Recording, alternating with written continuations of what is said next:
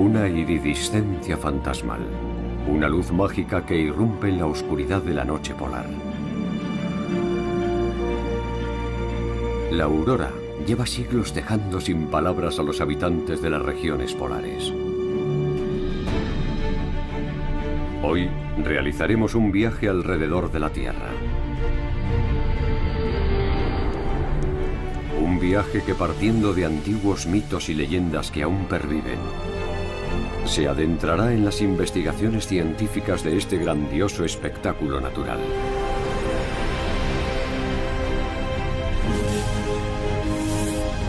Cuya fuente de energía es nuestro Sol. Una potencia celestial que ilumina el cielo con su estela de fuego. Aurora. Llamaradas en el cielo.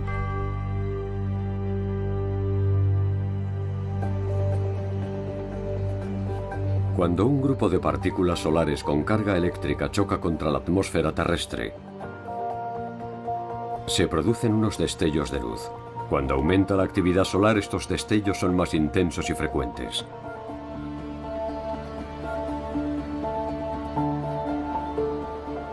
Incluso los investigadores más experimentados no dejan de asombrarse.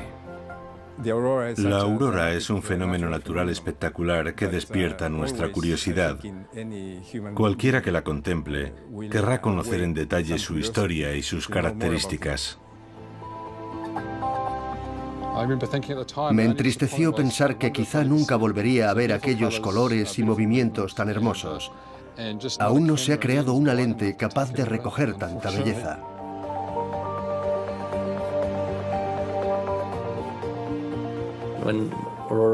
Cuando te ves en medio de una actividad auroral, cuando miras hacia arriba y te ves rodeado de todos esos rayos que cubren casi todo el cielo, vives un momento mágico. Por mucha experiencia que tenga, no hay científico que no se asombre ante algo así. Este fascinante fenómeno dio pie a un sinfín de leyendas y despertó el interés de los científicos. El primer tramo de nuestro viaje siguiendo la estela de la aurora nos lleva a lo más alto del globo. Allí donde el círculo polar ártico se cruza con la costa oriental de Groenlandia, se encuentra el pueblo de Tinitequila.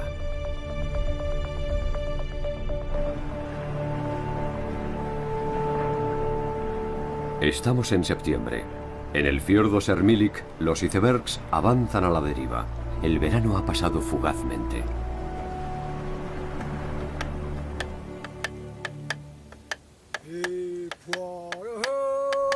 Andacuitse se ha hecho famoso por la llamada danza del tambor. Una tradición milenaria entre los inuits. Espíritus y fantasmas, dioses y demonios desempeñaron un papel destacado en su mitología. Los inuits tienen su propia interpretación de las auroras.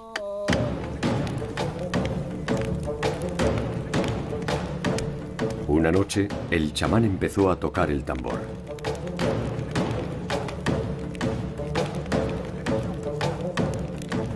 Poco después entró en trance y su alma comenzó a deambular.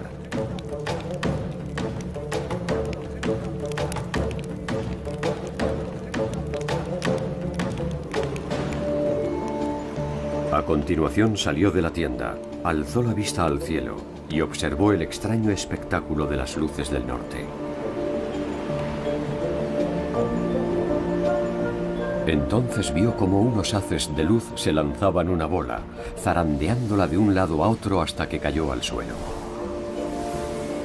Aquella bola resultó ser el cráneo de una morsa. Uno de los espectros del cielo le gritó: «¡Tíranosla!».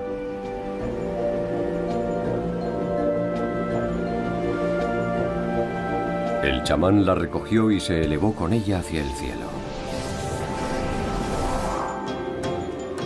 Allí descubrió que aquellos seres eran espíritus que pasaban el tiempo jugando a la pelota.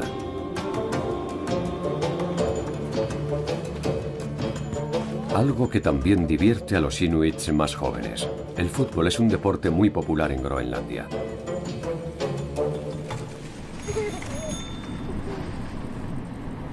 En Tinitequila, en el fiordo de Sermilik, viven oficialmente 130 personas, pero en los últimos años muchos vecinos han decidido emigrar en vista de su exiguo futuro.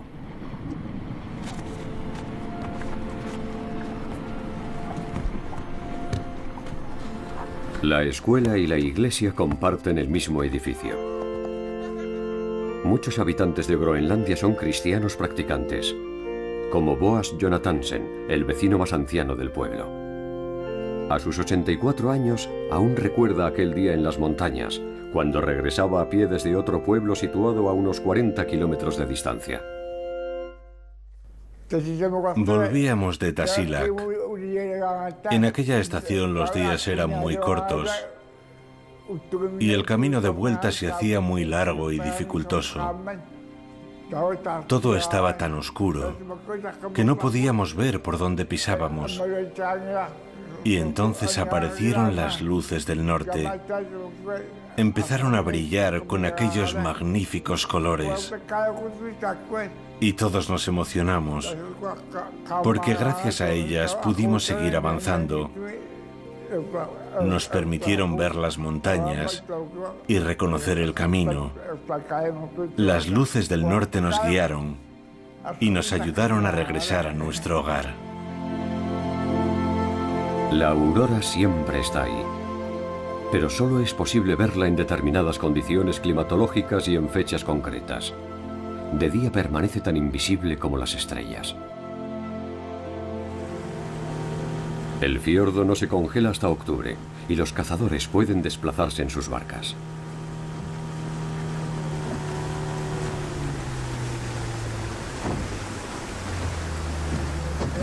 Gert Ignatiusen ha salido a cazar focas. Algo que requiere mucha paciencia.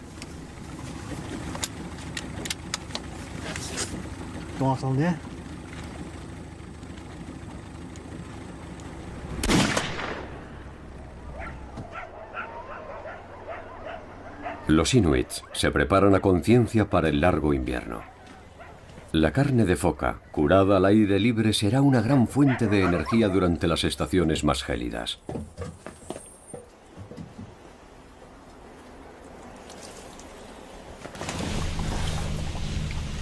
Los días son cada vez más cortos. Dentro de poco la oscuridad será casi total, lo que permitirá admirar de nuevo las espectaculares luces del norte. Gert tiene una nueva afición favorita.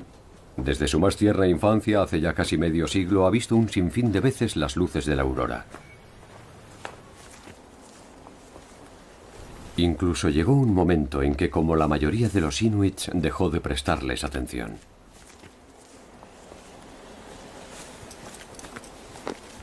Pero ahora, en las noches claras, sale de caza con su cámara y hace uso de un antiguo truco mágico.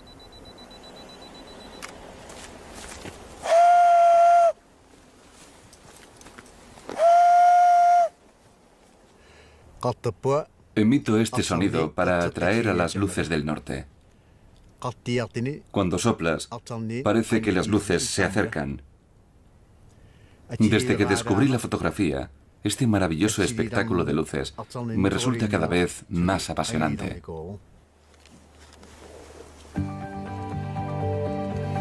Según los inuits, la aurora también se oye. Hoy, sin embargo, el silencio es absoluto.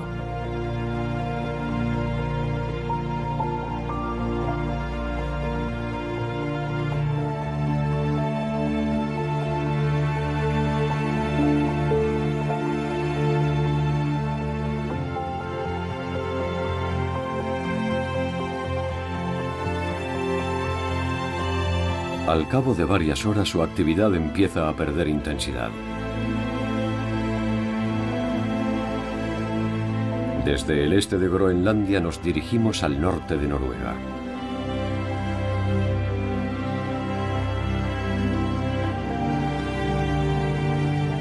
En Tromsø, capital de las luces del norte, la aurora empieza pulsando un botón. En una sala de su museo vemos un plasma que emite luz. Hoy se inicia un nuevo proyecto. Trond Håvard tiene que reparar la Tierra, o al menos un modelo de esta.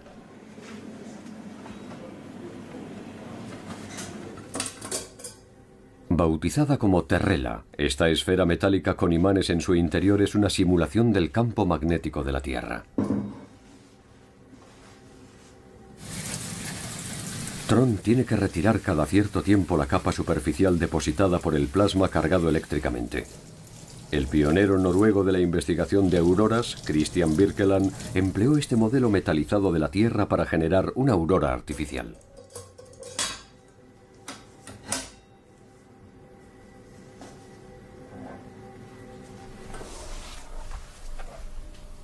El peruano César de la Hoz trabaja como investigador de auroras en la Universidad de Tromsø. Es experto en radares y un gran estudioso de las luces polares.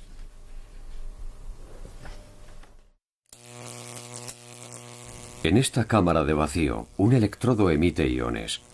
Los imanes de la Terrela hacen que el plasma resultante adquiera la forma de anillos, creando auroras boreales y australes. Pero no son exactamente iguales. Parten de la misma fuente, una fuente que cambia con el tiempo y probablemente también en el espacio. Cuando cambia en el tiempo, ese cambio temporal queda reflejado un poco más tarde en la aurora del norte y también en la del sur. Cuando la fuente se desplaza, también se desplazan las auroras del norte y del sur. A grandes rasgos son muy similares, pero hay condiciones locales que hacen que las distancias cortas sean diferentes. La fuente de la aurora es el viento solar, un flujo constante de partículas cargadas que el Sol lanza al espacio. La mayoría de estas partículas son electrones y protones.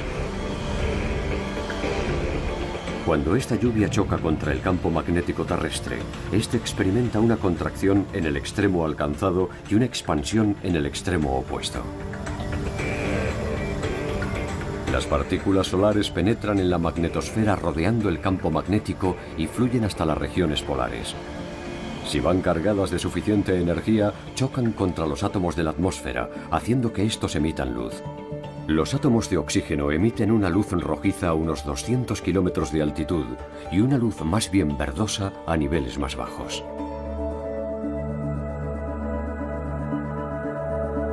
Los colores de la aurora dependen de todos los elementos que participen en ella. Complementando al oxígeno y a sus matices rojos y verdes, el nitrógeno emite un resplandor rojizo o azulado.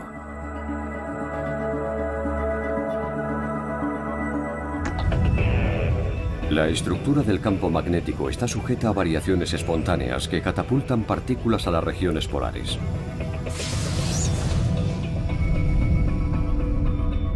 Aquí se encuentran los llamados óvalos aurorales. Su posición y tamaño varían dependiendo del entorno electromagnético. No muy lejos de Tromsø se levantan unas importantes instalaciones atmosféricas. La estación de radar Ramfjord estudia minuciosamente la ionosfera.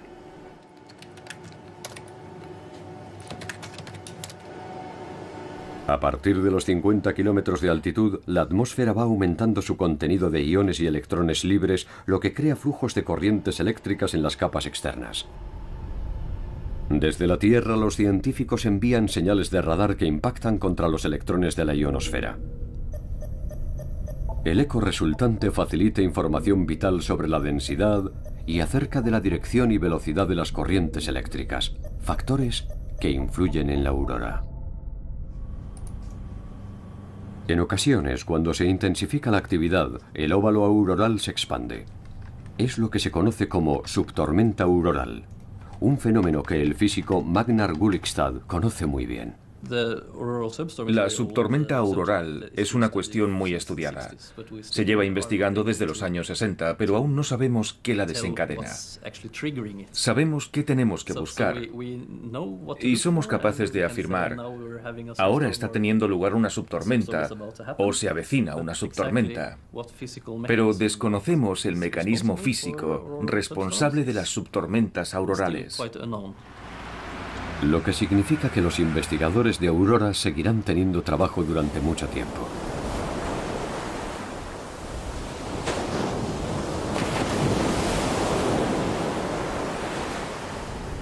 La isla de Arnøy, a 60 kilómetros al noreste de Tromsø, es un pasto estival para renos. Allí pasan los veranos entre 3.000 y 4.000 ejemplares. Este rebaño pertenece a la familia de May Toril Siri y a su marido Nils Johan. Ambos son samis.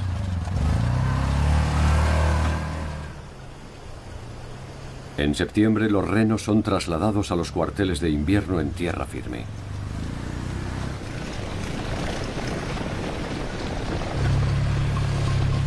Los samis llevan siglos criando renos. A pesar de ciertos avances en su modo de vida, siguen íntimamente ligados a la naturaleza. Y las luces del norte tienen mucho que ver.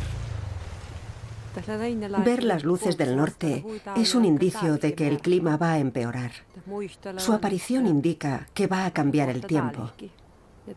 Solemos decir que la luz del norte es una luz que susurra. Cuando estas luces aparecen en el cielo, puedes oír un sonido característico que anuncia que el tiempo va a empeorar.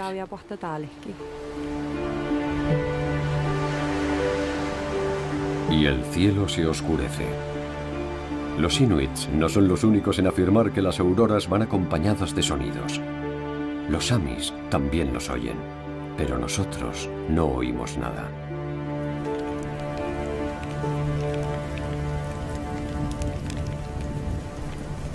Al caer la noche, May Toril y Nils Johan se disponen a descansar.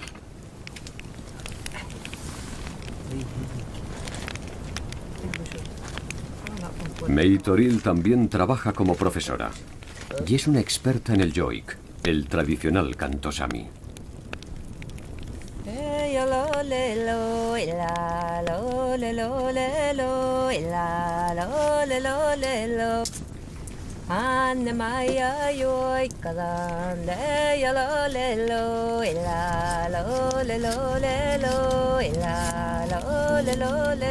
May Toril conoce muchas canciones sobre las luces del norte. Esta historia trata de dos hermanos que tenían que cuidar de un rebaño de renos. Una mañana, los dos hermanos salieron de su tienda y se dirigieron al lugar donde pacía el rebaño. El sol se levantó y el hermano pequeño empezó a reírse de él. Su hermano le advirtió de que no lo hiciera, pero el pequeño no le hizo caso. El sol se escondió tras unas densas nubes y se desató una terrible tormenta.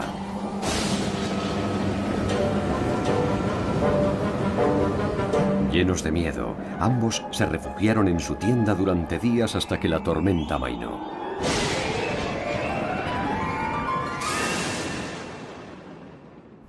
Cuando el tiempo se tranquilizó, la luna iluminó el firmamento. Pero el insolente hermano pequeño también se rió de ella. Inmediatamente una capa de hielo cubrió la tierra. Una vez más, los hermanos permanecieron recluidos varios días en la tienda, tiritando de frío y de miedo. A la noche siguiente, el cielo apareció despejado. El hermano pequeño salió de la tienda y, sin haber aprendido la lección, se burló de las luces del norte.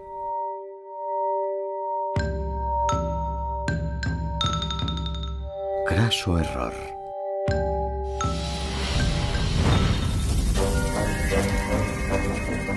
Su hermano mayor corrió a buscarlo.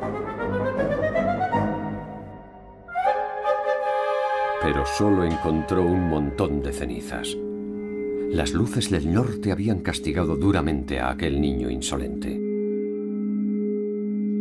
Para los samis, las luces del norte son sus antepasados y deben ser tratadas con respeto y admiración. La admiración y el miedo también eran reacciones habituales en Europa Central. Allí, debido a la forma del campo magnético terrestre, la aurora aparece a altitudes mayores y por lo tanto suele ser roja. Los cuadros del siglo XVI representaban a las llamas y velas como la razón del color rojizo del cielo.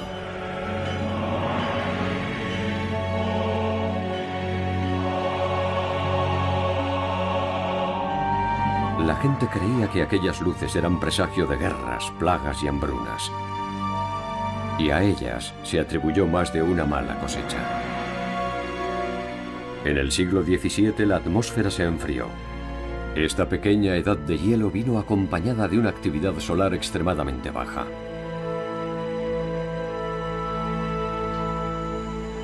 En el Observatorio Solar de Kanzelgege, en Carintia, Austria, un grupo de científicos estudia a diario la actividad del Sol.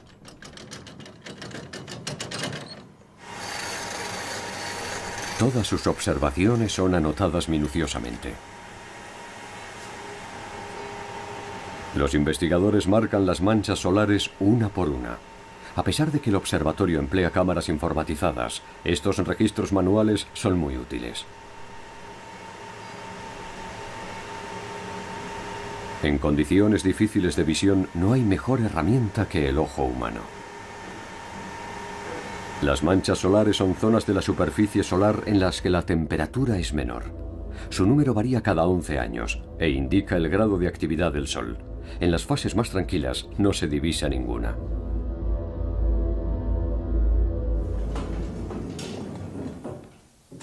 El archivo del observatorio es como un cofre del tesoro. Un registro que desde hace casi 8 décadas se ha enriquecido de forma ininterrumpida. Las fotografías son digitalizadas y archivadas, y los resultados de los estudios son enviados a Bruselas, al Centro Mundial de Datos del Índice de Manchas Solares. La temperatura media de la superficie solar es de 6.000 grados. Las manchas solares están a 5.000 grados y son provocadas por cambios en el campo magnético solar. 3, 2, 1, 0. Ignición y despegue. 11 de febrero de 2010. Un cohete Atlas despega del Observatorio de Dinámica Solar de la NASA. Su objetivo será la observación del Sol.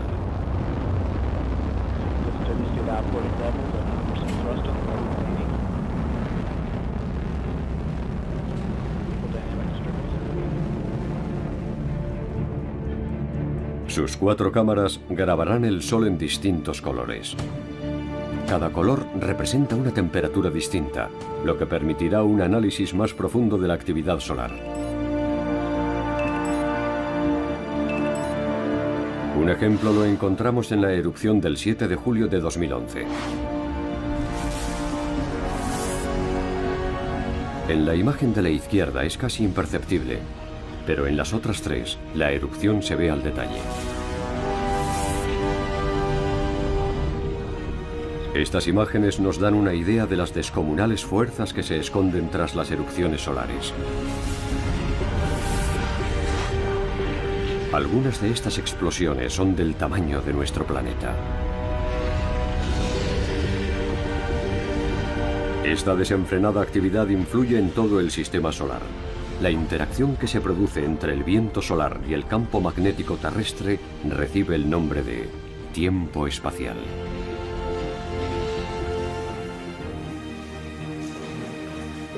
En el Real Observatorio de Bruselas, Eva Robrecht prepara su informe. Esta física solar combina datos diarios del Sol con la actividad magnética terrestre para elaborar una predicción del tiempo espacial. Un servicio de vital interés para proveedores de energía y servicios de satélites.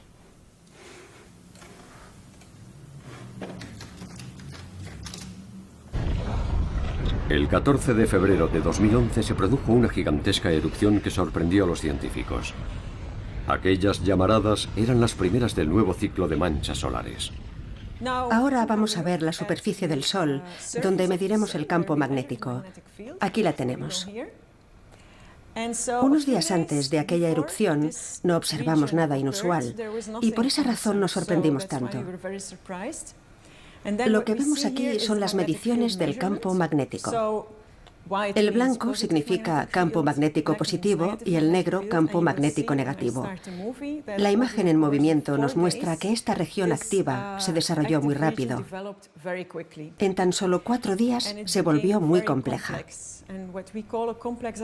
Una región activa compleja es una región en la que las manchas blancas y negras no están perfectamente separadas.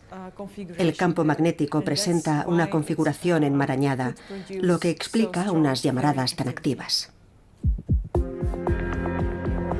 Y la actividad solar va en aumento. Desde que se produjo esta primera erupción se han registrado otras muchas.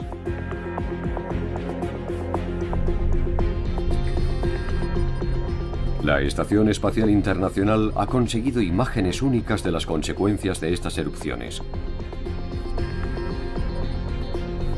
La aurora, vista a 400 kilómetros de la Tierra.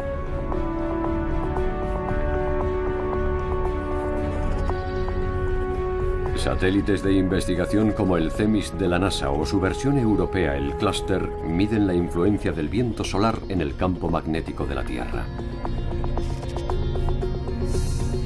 Su objetivo es mejorar la predicción del tiempo espacial.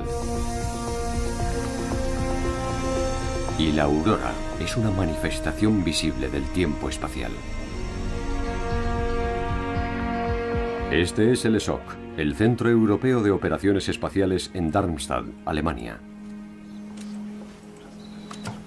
En la sala de control de la misión Cluster está a punto de iniciarse una transferencia de datos desde la órbita de la Tierra. Los satélites suelen sufrir daños a causa del tormentoso tiempo espacial, como nos explica Paolo Ferri, jefe de la División de Operaciones de las Misiones Solares y Planetarias. Hace no mucho, una de nuestras sondas, que estaba girando alrededor de Venus, recibió el impacto de una gran llamarada solar. Algo inesperado, porque las llamaradas suelen seguir una trayectoria definida, y en vez de venir hacia la Tierra, se dirigieron hacia Venus. La sonda quedó cegada y perdió casi por completo el control de altitud. Tardamos 20 horas en recuperar los sensores solares y en conseguir que estuviera plenamente operativa. De haber tardado 16 horas más, los daños habrían sido enormes, porque habría perdido la orientación hacia la Tierra. Habríamos perdido el contacto y la capacidad de obtener energía solar por medio de los paneles solares. Podríamos haber llegado a perder la nave.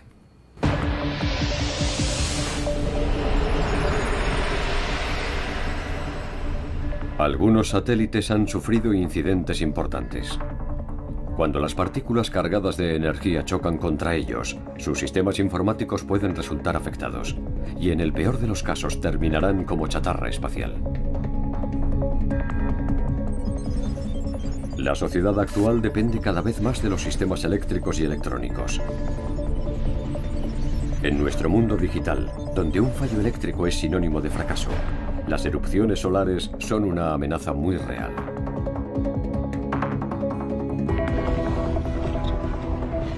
A principios de 2011, un estudio encargado por la OCDE advirtió de las consecuencias que tendrían las tormentas geomagnéticas provocadas por erupciones solares.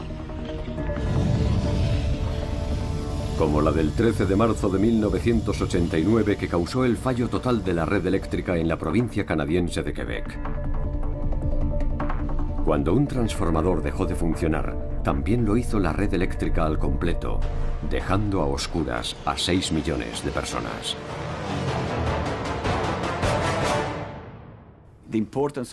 Conseguir unas predicciones fiables no solo es importante para que salten las alarmas antes de que llegue la tormenta, sino también para evitar muchas falsas alarmas, ya que estas también tienen un impacto económico.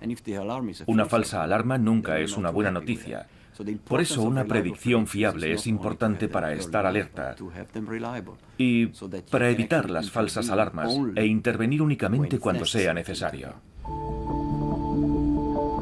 La Agencia Espacial Europea y la NASA trabajan en un programa de predicción del tiempo espacial.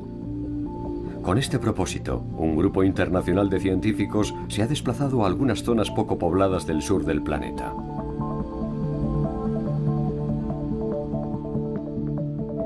Aparte de la Antártida, el lugar donde mejor se ven las luces del sur es Nueva Zelanda. La localidad de Invercargill, en su extremo sur, es famosa por su ubicación geográfica. Es la ciudad más próxima al polo sur magnético.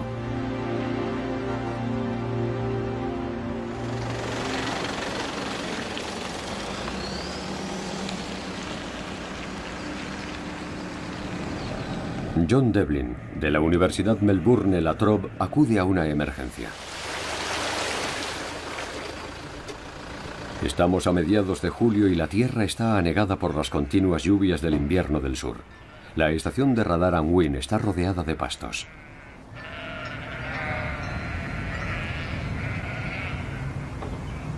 Esta estación y otra situada en Tasmania son gestionadas vía control remoto desde Melbourne.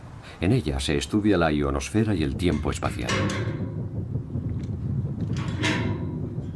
Una de las torres ha sido alcanzada por un rayo y un ingeniero se dispone a comprobar los daños.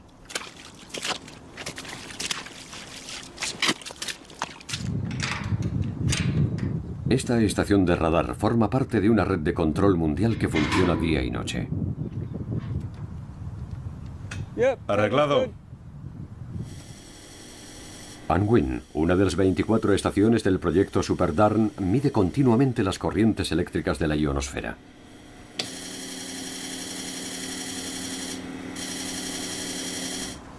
Uno de los fenómenos que está estudiando son los chorros eléctricos polares, corrientes circulares que se desarrollan a unos 100 kilómetros de altitud. Durante las grandes variaciones en el campo magnético terrestre alcanzan picos de 1.000.000 de amperios. En esos momentos, su luz se expande suavemente hacia el ecuador.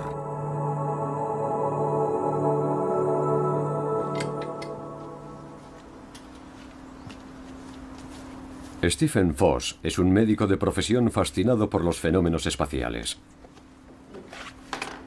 En el jardín de su casa, en Invercargill, ha construido un pequeño observatorio. Desde aquí, este astrónomo aficionado observa y fotografía galaxias y nebulosas. Caja mágica de Galileo.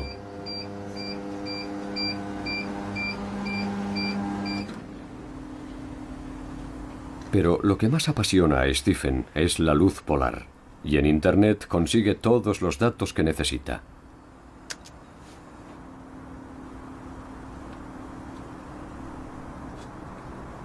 En cuanto tiene la posibilidad de ver una aurora, este buscador de estrellas se lanza a la carretera.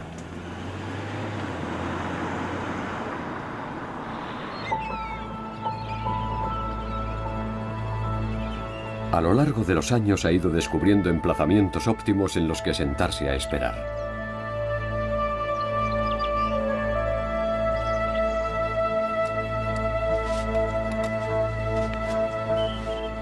Y aunque las auroras no son frecuentes en Nueva Zelanda, él ha conseguido fotografías excepcionales.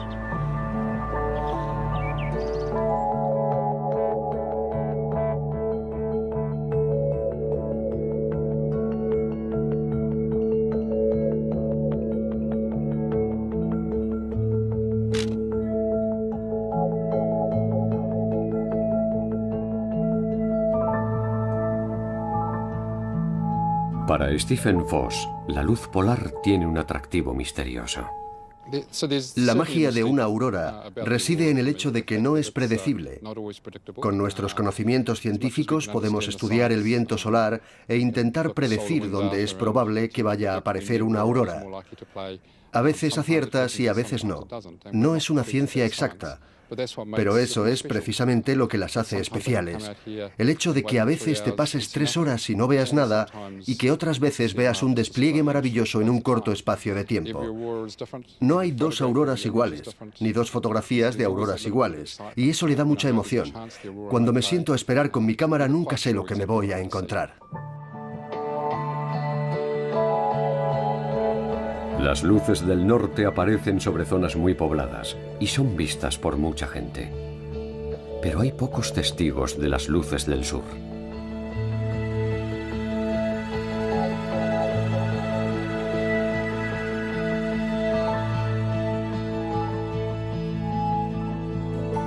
Aún así, Las misteriosas luces del cielo han dejado huella en las culturas autóctonas. Dinuanga es maorí y portavoz de la tribu Ngai Tau.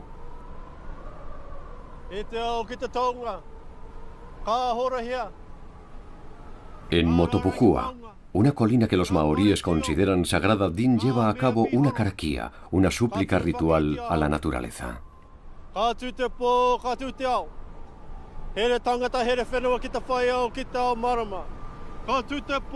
Cada vez más maoríes intentan fortalecer su vínculo con la tierra y la naturaleza.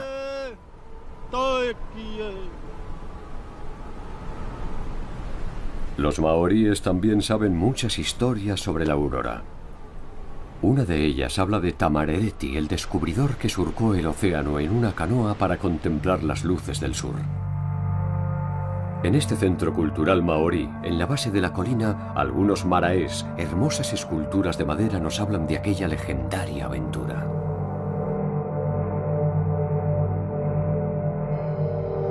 Cuenta la leyenda que Tamarereti y su expedición llegaron al manto de hielo de la Antártida y se quedaron allí varias jornadas, viviendo la noche polar y contemplando la aurora.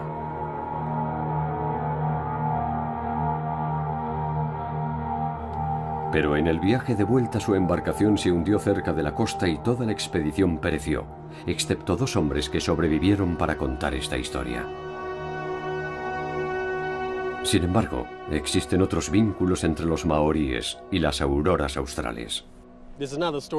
Las tribus del norte hablan de otra historia. La historia de las Tahu Nui Arangi, las llamaradas del cielo. Tiene que ver con el primer maorí que llegó a Nueva Zelanda. Algunos wakas se asentaron en la isla del norte, Te Ika Amawi, y otros vinieron a la isla del sur, Te Waipounamu, que es esta tierra. Los demás prefirieron seguir hacia el sur para ver qué encontraban.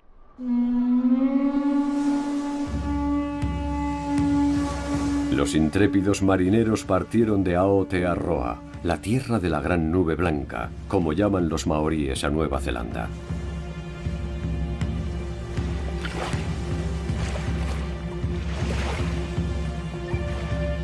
Sus familias y amigos se quedaron en tierra firme, observando cómo la canoa se adentraba en aguas desconocidas.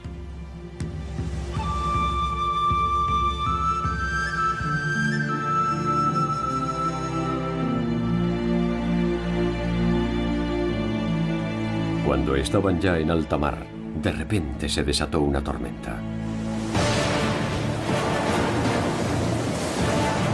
Las ráfagas eran violentas y las olas muy altas.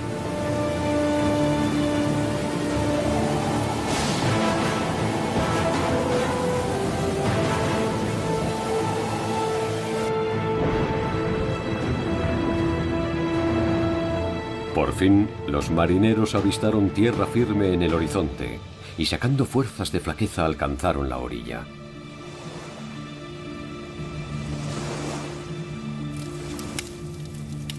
Para entrar en calor y disponer de luz durante la noche, encendieron una gran hoguera.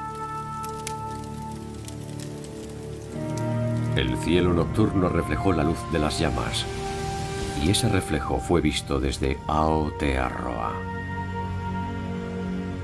Sus familias y amigos comprendieron que aquel gran fulgor del cielo era una señal de que estaban vivos al otro lado del océano.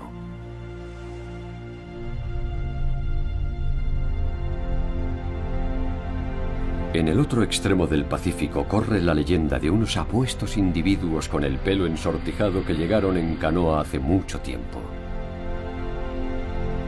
Cerca de la costa occidental de Canadá hay un archipiélago, las antiguas islas de la Reina Carlota, que desde 2009 son conocidas como Haida Gwaii.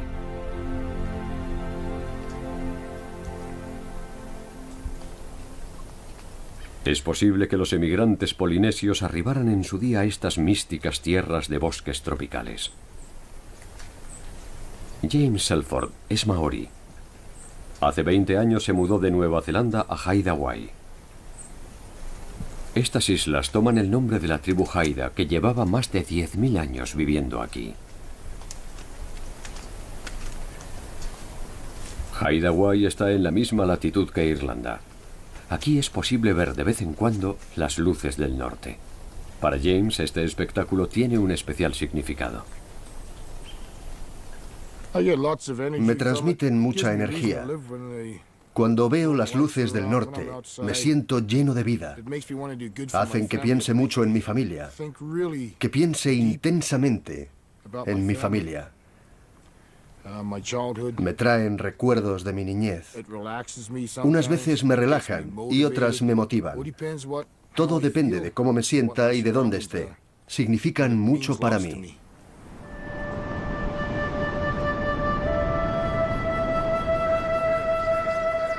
Los árboles y el océano son los elementos más definitorios de Haida-Gwaii. Los densos bosques son un recurso muy valioso para sus habitantes.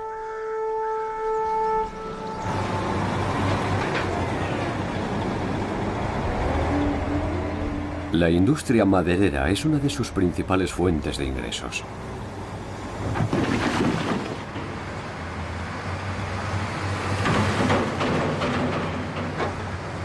James solía trabajar como leñador.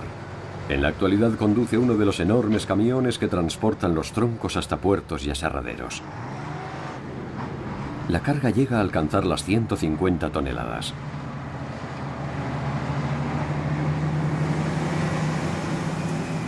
Es un viaje peligroso. A finales de octubre las lluvias son abundantes.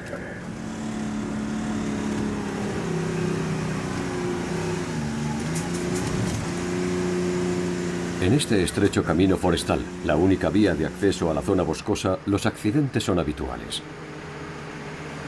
Transportar una carga tan pesada requiere tiempo y paciencia.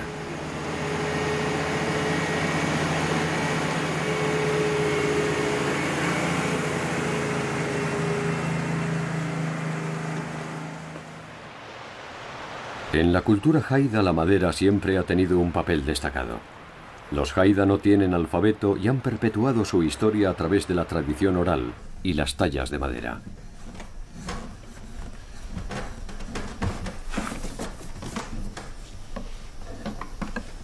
Las máscaras y los tótems Haida son famosos por su expresividad. El escultor Garner Moody es todo un experto en su oficio. Los tótems cuentan historias, como la del cuervo que trajo la luz al mundo, incluidas las luces del norte.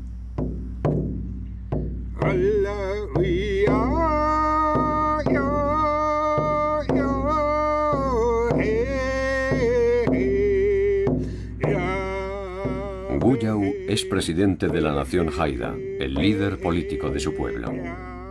Su nombre significa tambor. Los Haida llevan ya un tiempo fomentando con éxito sus ricas tradiciones culturales.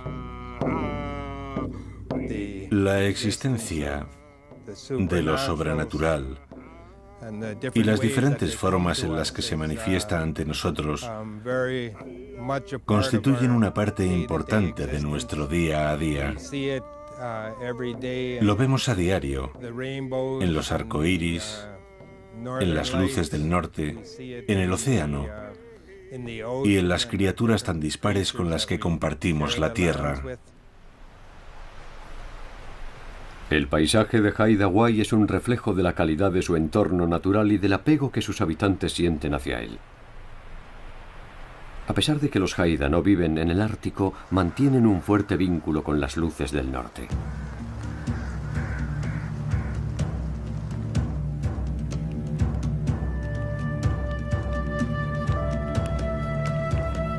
En otro tiempo, los Haida se forjaron una idea propia del mundo en el que vivían. Los ancianos afirmaban que el cielo era una especie de cuenco invertido hecho de piel, como los refugios que habitaban.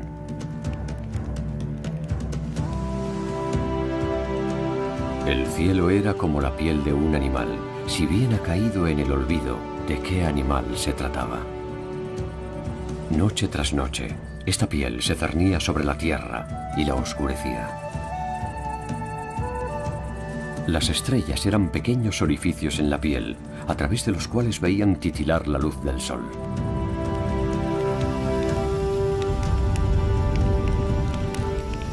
A veces la piel se incendiaba. La piel del cielo está ardiendo. Así se referían los jaidas a la aurora en sus leyendas tradicionales.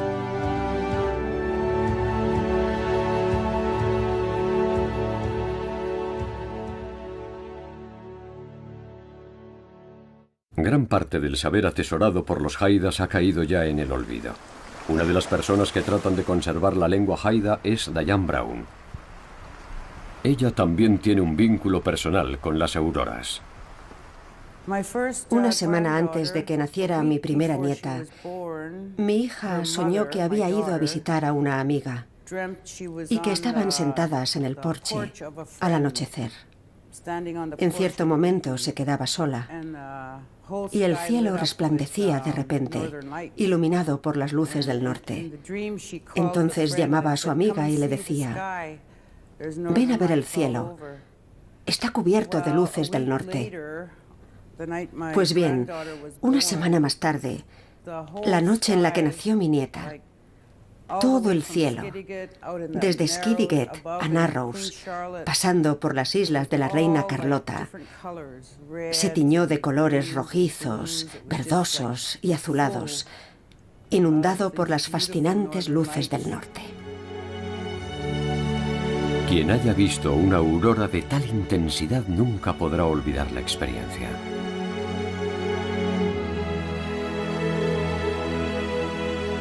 Continuamos nuestro viaje por la costa de Canadá hasta llegar a Alaska. En los alrededores de Fairbanks encontramos algunos de los más importantes centros de investigación de auroras.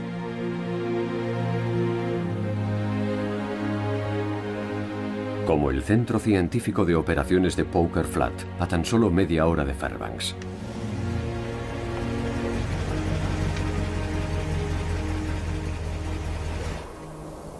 Donald Hampton trabaja para el Instituto Geofísico de la Universidad de Alaska. En Poker Flat es responsable de la observación de auroras utilizando instrumentos ópticos. Este invierno ya han caído los primeros copos de nieve y la temperatura ha descendido hasta 10 grados bajo cero. Cada cierto tiempo, Don debe comprobar las cámaras y el resto de los aparatos por si fuera necesario reajustarlos. El estudio visual sigue siendo una parte fundamental de la investigación. En combinación con los datos obtenidos por radares y satélites, el estudio óptico contribuye a forjar una imagen completa de cada aurora.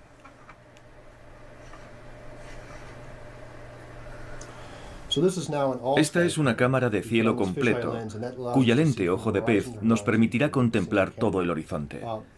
Sus imágenes, unidas a las de otras cámaras colocadas en varios puntos de Canadá, nos permitirán descubrir en qué lugares del planeta se está viendo una aurora. Así podremos conocer su grado de actividad y la cantidad de energía que ha absorbido del Sol. Aquí tenemos una lente con un campo de visión estrecho que nos permitirá apreciar mejor los detalles, la dinámica de la aurora y sus distintas formaciones. Así podremos hacernos una idea acerca de cómo y cuándo se originan las auroras. Los investigadores se centran ahora en las estructuras interiores más pequeñas con el objetivo de comprender los mecanismos que causan este fenómeno. Sin embargo, no es tan solo un fenómeno visual. No pocos expertos afirman que las auroras también emiten sonidos.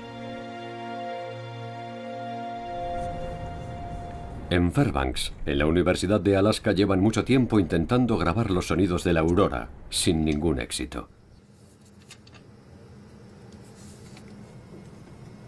Jay Helmerich desarrolla micrófonos ultrasensibles que recogen infrasonidos que el oído humano no puede captar. Una de sus funciones es velar por el Tratado de Prohibición Completa de Ensayos Nucleares. Esta herramienta recoge los sonidos más imperceptibles.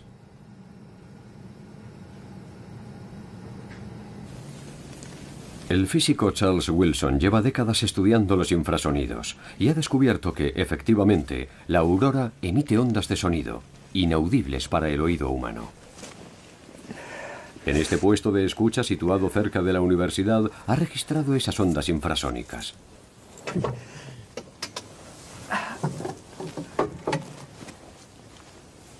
Como la onda de arco generada por el movimiento supersónico de un arco auroral donde fluyen potentes chorros eléctricos. Los infrasonidos aurorales pasan a ser perceptibles para el oído humano al acelerar 2000 veces la señal recogida.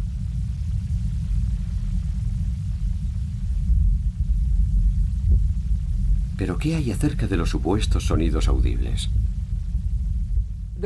Yo mismo experimenté en la Antártida una sensación semejante durante la celebración del Año Geofísico Internacional en 1958. Escuché un sonido parecido a este, que es lo que la gente dice que oye. La explicación más plausible es que se trate de una especie de intersección cerebral.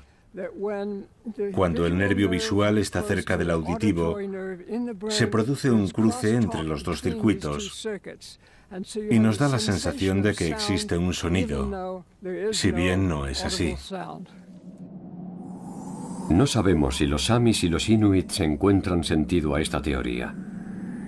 Es probable que los habitantes de las regiones polares sigan hablando de los sonidos que escuchan cuando la aurora baila en el firmamento. En Groenlandia, los inuits también tienen otra fuerte vinculación con la aurora. Sedna, la diosa del mar, ostenta un lugar importante en su mitología. Controlaba las profundidades y las tormentas, y los cazadores debían acatar sus órdenes si no querían terminar en el fondo del mar. Hoy, la diosa está representada en el espacio. Una luna de Saturno, el planeta de los anillos, lleva su nombre, lo que cierra el círculo de esta historia. Saturno también tiene una aurora. Y eso no es todo. Todos los planetas del sistema solar que poseen una atmósfera y un campo magnético también tienen auroras. Pero tan solo en las regiones polares de nuestro planeta podemos admirar con tanto detalle este impresionante espectáculo.